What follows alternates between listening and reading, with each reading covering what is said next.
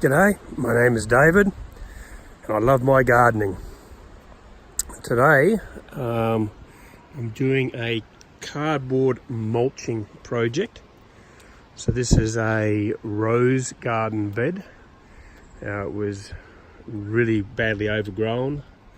I'll cut in a photograph here.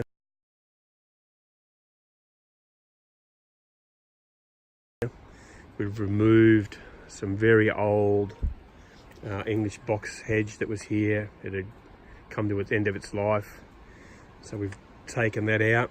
It was overgrown with grass. The grass in here was 4 foot high. It was full of blackberry. The blackberry was 12 foot high, and we've basically done a knockdown of the bigger stuff, pulled everything out, and we're trying to take it back to bare earth. On the weekend I was in here pulling soil back from an edge. This edge, actually, this garden edge here, was completely overgrown with grass. Couldn't see it, so we had to clean that back. And I'm out now bringing this back to a basic shape. We've recessed the soil back down so that there's a gap here.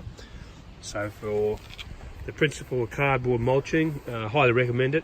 Something I got onto a couple of years back, and I'm slowly going through on this property and cardboard mulching everything.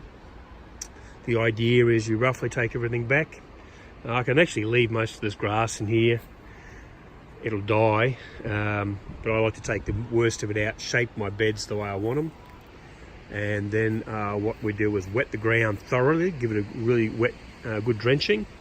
Then we come along with our cardboard, lay cardboard over every square inch of soil.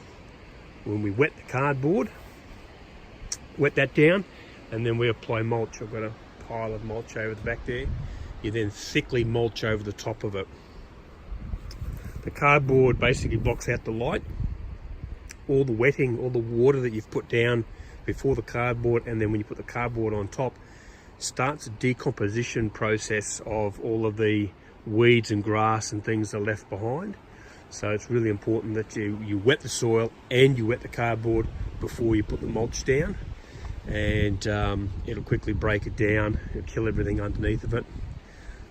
These plants, a lot of these roses are very old. They're probably 30-year-old roses that are in here. They just haven't been looked after.